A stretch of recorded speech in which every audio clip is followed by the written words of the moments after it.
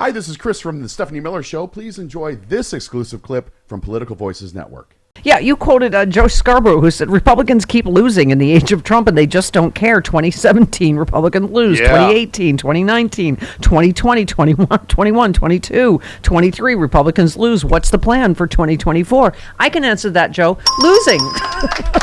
Can we just keep going? Can we just read that tweet over and over again for the next 20 minutes? I'd be completely okay with that. Yeah. Look, here's, I was noticing a couple of things last night in terms of why this is happening to the MAGA movement, right? And the first thing is, maybe it's just all about the entertainment. Maybe if you're MAGA, it's just about going to the stupid rallies and buying the China-made merch and all of that stuff, and it's not really about voting. The other thing is, Donald Trump at the aforementioned tent revival rallies has been telling his supporters not to vote. Which is excellent advice. He's literally been saying that at his rallies for a couple of years now. He was saying it in 2021. He was saying it last year. He's saying it this year. He was saying it most recently, at least from what I saw, at the end of October. Don't vote. Don't worry about voting. He was saying, just watch the other voters. That's what they're more concerned about, observing other people who are going to vote, which, if you look at the numbers from yesterday, mostly Democrats. And then the third thing is, Mike Johnson, they just nominated this speaker. They just elected this Speaker of the House who supports abortion without exceptions. Right. Without any exceptions. Right. And there was Sean Hannity on television last night going, we don't do that. We don't talk about abortion without exceptions. What are they talking about? We support exceptions. That's what we should be doing. Well, they just nominated a guy who's the most fire and brimstone guy on abortion. And they're going, why, oh, why did this happen? Excellent impression. He does sound very much like Edward G. Robinson. You are correct. Yeah, see? See? We don't support man with efficiency. Yeah, you're going to be wearing cement galoshes, see? I don't know if that's the same guy, but that's the voice I do. Speaking of voices you do, I asked you to send us this because it's one of my very favorite. I have a lot of favorite Bob Cesca bits, but when they did the interview with Mike Johnson and his creepy baby doll talking wife, what's her name? I don't know. Whatever. Her name is Michelle Duggar Johnson. Mother. Yes, she was like your impression of Michelle Duggar, and she did seem like she was on perhaps as many drugs. She has to be. Yeah. This Stepford wife, Handmaid's Tale kind of hang on. Depakote, Lyrica, Neurontin, Tenormin, Corgar, Provasic, Inderol or Betacron, Moban, Whisperol, Celexa, Prozac, Luvox, Zoloft, Prestique, Cymbalta, Fetzima. That's Bob Cesca. Yeah. As Michelle Duggar talking about the amount of drugs she's on. My favorite, of course, is Whisperol. Exactly. Yes, that bit was when Josh Duggar was first nabbed for child porn and sexual assault or whatever it was that he was grabbed for. And the thing is, it was improper touching. He was actually sexually assaulting his sisters. That's what Josh Duggar was doing. Yes. And his parents were behaving in such a way, they were so anesthetized on television and reacting to that. I said, well, they've got to be on every possible drug at this point. And then I did a bit where they were listing all of the different things that they're taking. Yes, and it's Johnson's just that creepy scandal. God warrior kind of, as it turns out, people do not want to live in a creepy theocracy because, could they get any weirder? You're like, you don't have a bank account and you and your son monitor your porn addictions together? I'm like, wait, what? Now it's the entire party now, Stephanie. Yes. I mean, we see this every day that goes by. There's another Republican getting caught either with child porn or sexual assault or a combination of both. I ran through several of them with Josh Duggar because take your pick. It's always one of those things that occurs to these Republicans, not drag queens, not trans people. It's Republicans. This is a Republican problem. Matt Walsh, I'm so glad that Danica Rome won yesterday for a number of reasons. Senate. One, it secures the Virginia State Senate, but also Danica Rome will probably make Matt Walsh's head explode. Yes. And Michael Knowles, and Ben Shapiro, and Candace Owens. The whole Daily Wire crew.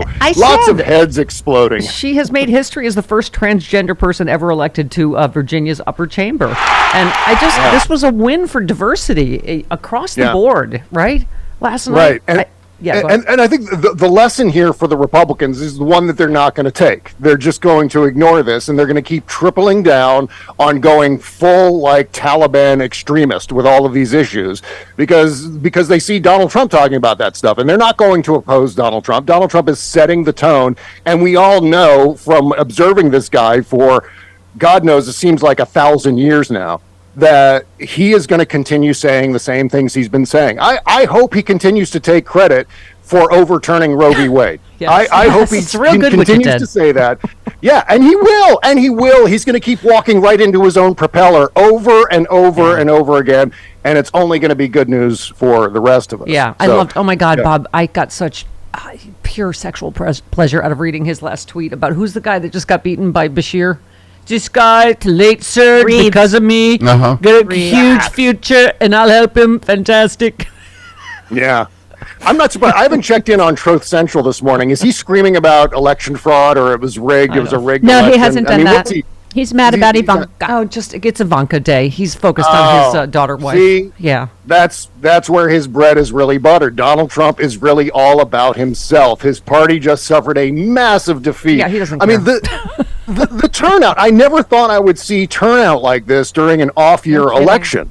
Bob, I mean, it goes to your slogan yeah. that I repeat all the time, don't get happy. I was just saying I'm glad about these polls because it seems like Democrats need to not get happy and we need to stay scared all the time. And it's working so far, right? Yeah.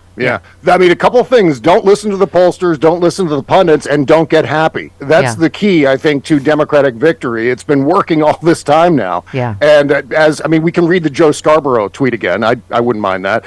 But that's the thing. I think you're exactly right. I think Democrats need that motivation. We need that kick in the pants to say, all right, you know what? This isn't going to be easy. We have to do the hard work of going out and standing in line, waiting in line until maybe after the polls close and doing our thing and volunteering up and getting involved with activism, especially on the state and local level. That's just what's so encouraging about this because state and local elections, we've been kind of, historically speaking, at least going back 10 years or 15 years, we've been whiffing on those things. Like we've been focused on the presidency and the big home run elections, the big sexy elections. That's right. That we missed the state and local elections. Yeah. And one of the things I was saying after Dobbs was passed. School board member Carl Frisch. Let me just say that to you.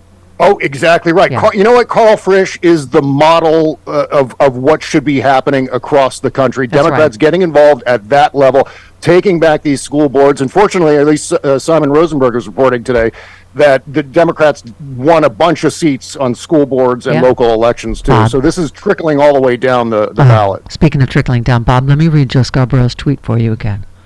Republicans keep losing elections in the age of Trump.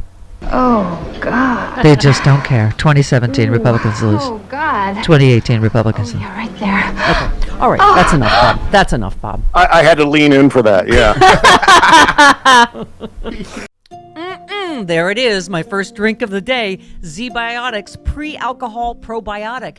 Many of you know my story. I stopped drinking wine for 3 years during COVID, during the lockdown as part of a health reset. Now I drink wine in moderation, but this is an amazing new product. I've always believed in probiotics. And Z-Biotics, check this out. You drink just one of these. It's the world's first genetically engineered probiotic. It was invented by PhD scientists to tackle rough mornings after drinking. I am using this and I feel great in the morning. I don't have to worry if I have an extra glass of wine, I still feel great in the morning. Here's how it works. When you drink, alcohol gets converted into a toxic byproduct in the gut.